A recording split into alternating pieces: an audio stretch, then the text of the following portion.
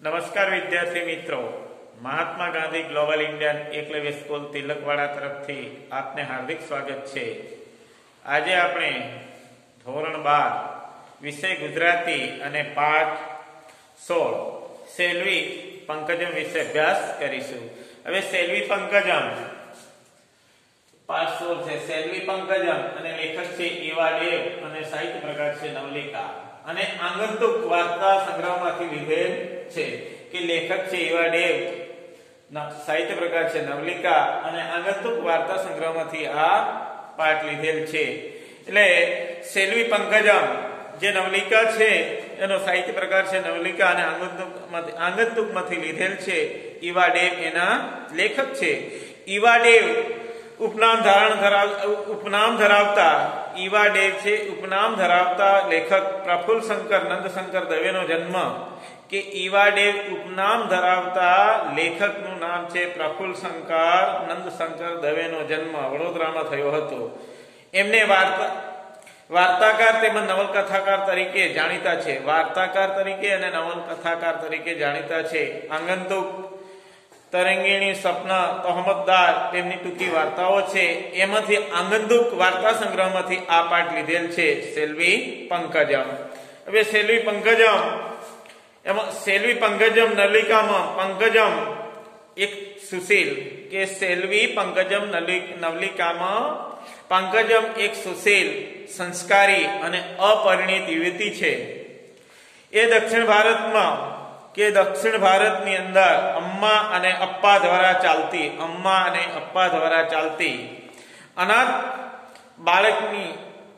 અનાથ બાળકની સંસ્થામાં ઉછરી છે। આ વાર્તાનો નાયક પંકજમ સાથે મુલાકાત થાય છે। આ વાર્તાનો જે નાયક છે એ પંકજમ સાથે મુલાકાત થાય છે અને એના મોહક વ્યક્તિત્વ, સૌમ્ય અને શાંત સ્વભાવ તથા લેખન, નર્તન અને વક્તૃત્વ કલાથી આકર્ષણ છે। પણ જ્યારે જેણે જાણ્યું કે પંકજમ તો આ સંસ્થાનું ફરજંદ છે ત્યારે એ વિચલિત થઈ જાય છે। તેના મનમાં એના પૂર્વજન્મ, ગોત્ર અને ખાનદાન વિશે શંકા જાગે છે। વાર્તાના અંતમાં પંકજમ ના મુખે તેના જીવનની અનોખી જીવનકથા સાંભળી વાર્તાના એકનું મન પીગળી જાય છે અને તેની પાસે લગ્નનો પ્રસ્તાવ મૂકે છે। પંકજમ હરખઘેલી થઈ જાય છે। આ વાર્તાનો અંત સુખદ છે, પણ લેખકે એક મુખ્ય વાત પર ધ્યાન કેન્દ્રિત કર્યું છે કે તે કે માણસનો જન્મ કુદરતને આધીન છે, પણ જો તેનો ઉછેર સારા વાતાવરણમાં થાય તો સંસ્કાર અને શાલીનતા તેના વ્યક્તિત્વને અનોખો ઉઠાવ આપે છે।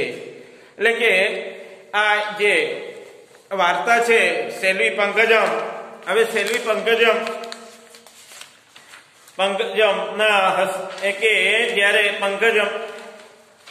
સેલ્વી પંકજમ એ દક્ષિણ ભારતની ગાંધીગ્રામમાં ઉછરેલી સેલ્વી પંકજમ એ દક્ષિણ ભારતની અંદર ગાંધીગ્રામમાં ઉછરેલી કોમલાંગ, નમણી, સુશીલ અને કન્યા હતી।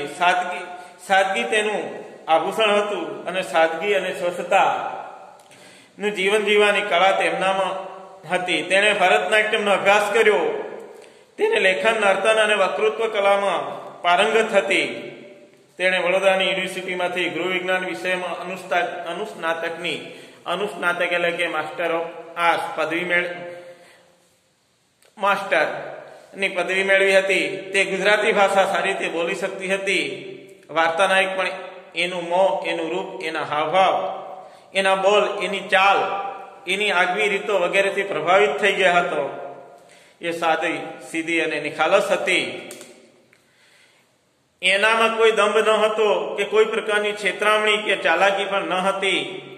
એનું જીવન ઉઘાડી ચોપડી જેવું પારદર્શી હતું।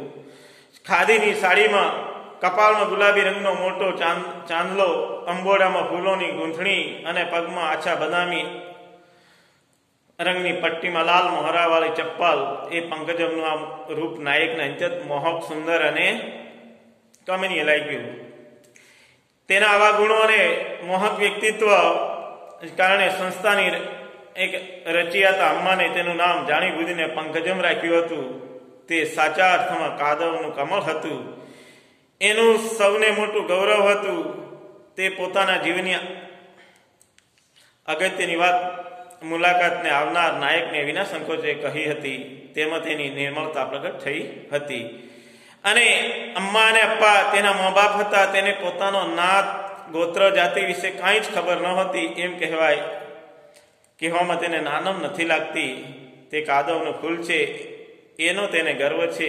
પોતાની હીન ગણાતી નથી. પંકજમ સુંદરતા અને અવાજની મીઠાશ, તેની આત્મીયતા, એના દેહની સુગંધ, એના વ્યક્તિત્વનું આકર્ષણ વગેરે ગુણોથી પ્રભાવિત નાયક તેની સામે લગ્નનો પ્રસ્તાવ મૂક્યો. એમાં સુશીલ અને સંસ્કારી પંકજમની જીત હતી. કે હવે આપણે પાઠની શરૂઆત કરીશું કે ગાંધીગ્રામના દરવાજે મને છોડી મોટો ધસમસતી ત્યાંથી ચાલી ગઈ. હવે ગાંધીગ્રામના દરવાજે મને છોડી મોટો ધસમસતી એટલે કે ઝડપથી ચાલી ગઈ. દરવાજામાં પ્રવેશ કરતા જ મારું મન ધડકી ઉઠ્યું. પ્રશ્ન થયો, નાયક, મેં એક મોટી મૂર્ખાઈ તો નથી કરીને? મનમાં એવો પ્રશ્ન થાય છે કે મેં એક મોટી મૂર્ખાઈ તો નથી કરીને? પ્રશ્નાર્થ છે. માત્ર એક જાહેર ખબર વાંચીને, એક જાહેરાત વાંચીને, પત્ર વ્યવહાર કરીને પત્નીની પસંદગી કરવા હું છેક દક્ષિણમાં દોડી આવ્યો છું. હવે દક્ષિણ એટલે કે દક્ષિણ ભારતમાં હું પત્નીની પસંદગી કરવા માટે દોડી આવ્યો છું. થોડા વેરાન એટલે કે ઉજ્જળ, થોડા શહેરિયા પણ વધારે પડતા ગામથી દેખાતા આ સ્થાનમાં વસતી યુવતી કેવી હશે? મનમાં વિચારે છે કે થોડા શહેર અને વધુ પડતા ગામથી એટલે કે ગામડાની આ સંસ્થામાં આ યુવતી કેવી હશે? આદર્શની ગેલછામાં. હવે આદર્શની ગેલછા એટલે કે અનુસરવા યોગ્ય, એને આદર્શ કહેવાય. લાગણીઓના ઉભરામાં, લાગણી એટલે કે આવેશમાં કંઈક ઉતાવળ્યું પગલું તો નથી ભરાઈ ગયું ને મારાથી? મનમાં વિચારે છે નાયક કે ઉતાવળ્યું પગલું ભરવું એટલે કે રૂઢી ભર્યું છે આવેશમાં આગળ વધવું, રૂઢી ભર્યું છે ઉતાવળ્યું પગલું ભરવું, આવેશમાં આગળ વધવું. મનોમન વિચારે છે નથી ભરાઈ ગયું ને મારાથી. મેં ચોમેરે એટલે કે ચારે તરફ નજર દોડાવી. ડિરેક્ટરની ઓફિસ હતી, એટલે ડિરેક્ટર એટલે કે સંચાલકની ઓફિસ. મારી પૂછાના જવાબમાં એક તદ્દન સાદા ખાદીના લેબાસવાળા, હવે પૂછામાં એટલે કે પૂછપરછમાં,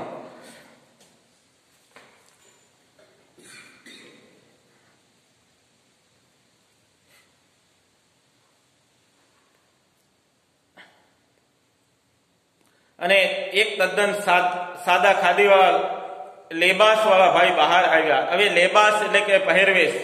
મિસ પંકજમનો હું મહેમાન છું એ જાણતા પોતે જ એમનું ક્વાર્ટર બતાવવા મારી સાથે ચાલ્યા. અને હું મિસ પંકજમનો મહેમાન છું એટલે કે એમનું ક્વાર્ટર બતાવવા મારી સાથે ચાલ્યા. ચાલતા રહીને આસપાસ શાંત ગરમ વાતાવરણમાં ચૂપકીથી એટલે કે શાંતિથી ઉભેલા અંત્ય સાદા મકાનોને અવલોકતા એટલે કે નિરીક્ષણ કરવું. મારા મનમાં પ્રશ્ન સળવળવું એટલે જાગી ઉઠવું. પ્રશ્ન મનમાં જાગી ઉઠતો હતો, સળવળવા માંડ્યો. હું મુંબઈનો રહેવાસી અને ક્યાં આ સાદગીભર્યા જીવનમાં ઉછરેલી હતી? એટલે કે મન વિચારતા કે હું મુંબઈનો રહેવાસી અને આ ક્યાં સાદગીથી ઉછરેલી હતી? કેમ કરીને મેળ ખાશે? મનોમન વિચારતો હું અસ્વસ્થ એટલે કે બેચેન થવા માંડ્યો. ગાંધીગ્રામના ઝાપે ઉતર્યો. ઝાપે એટલે દરવાજે. ત્યાં સુધી મુસાફરી દરમિયાન જે મધુર સ્વપ્નમાં રાચ્યો હતો તે એક ચિંતાનું પરિવર્તન આવ્યું. કે જ્યાંથી આવ્યો હતો ત્યાં સુધી એક મધુર સ્વપ્નમાં રાચતો હતો એ ચિંતાનું કારણ લાગે છે. મધુર સ્વપ્નમાં રાચ્યું એક ચિંતામાં પરિવર્તન થવા માંડ્યું. અમે એક લાંબા બરાક જેવા, હવે બરાક એટલે સિપાહીઓને રહેવાનું ઓરડો, એને શું કહીશું? બરાક. અને બરાક જેવા ઓરડીઓના બ્લોકને અંતે એકાએક અટક્યા. એટલે કે જેવા ઓરડીઓના બ્લોકના અંતે એકાએક અટક્યા. હવે બ્લોક એટલે કે મોટા મકાનમાં એક કુટુંબને રહેવા માટે સગવડતા વાળું સ્વતંત્ર ઘર, એને બ્લોક. ત્યાં એક નાનું ઘર હતું અને આંગણામાં સુંદર સુભોષણ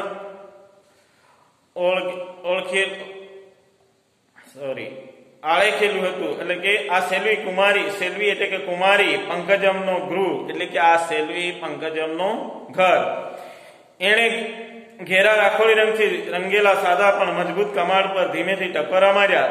થોડી એક ક્ષણો માટે મારું હૈયું વિચિત્ર ઉર્મિઓથી ધકધક થઈ ઉઠ્યું. હવે ધકધક થઈ ઉઠવું એટલે કે ધબકારા વધી જવા. કેવી હશે એ ને કમાડ ધીરેથી ખુલ્યા. એ ત્યાં ઊભી હતી. આ તમારા મહેમાન લાવ્યો છું બહેન, આવો આવો, તમારો આભાર.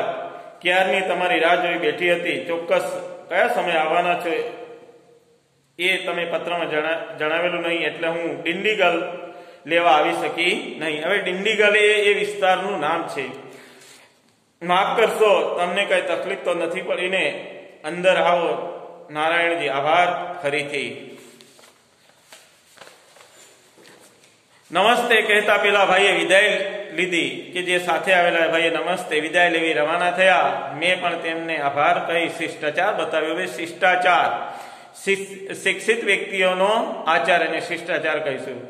મારા પ્રસન્ન ચિત્તમાં કમાડ વચ્ચે ઉભેલી એ નાજુક યુવતી, એની મૂર્તિ કંડરાઈ ગઈ હતી. મારી કલ્પનાઓમાં વસેલી નારીને હું બહુધા મળતી આવતી હતી. અમુક રીતે એ વધુ આકર્ષક હતી એમ મને લાગ્યું.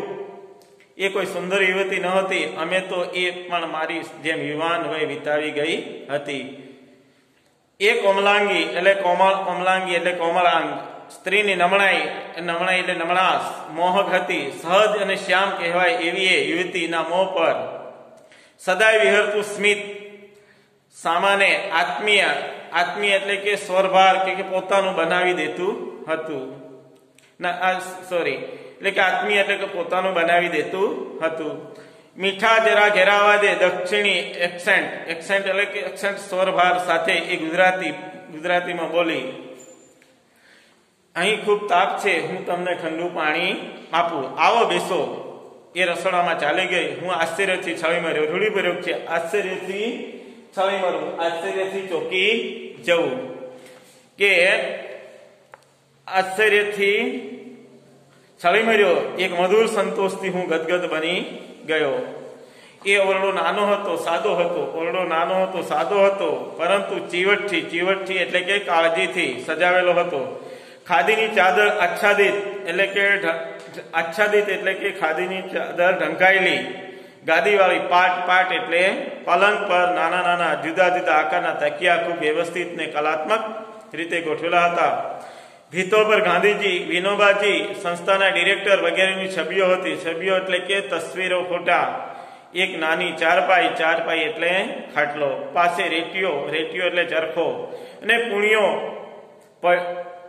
પડ્યા હતા. હવે પૂણીઓ એટલે કે વણીને બનાવેલા પીજેલા રૂનો લાંબો આકાર, એને પૂણીઓ કહીશું. મારા મન પર એક ઊંડી ઝેરી અસર એટલે કે છાપ પ્રસરિત બની. અચેતન, અત્યાર સુધી ભંડારાયેલી, અચેતન એટલે કે ચિત્તની અવસ્થા સુધી ભંડારાયેલી સુખી ઘર વસાવાની એસણા એટલે કે ઈચ્છા ધીમે ધીમે સળવળવા માંડી.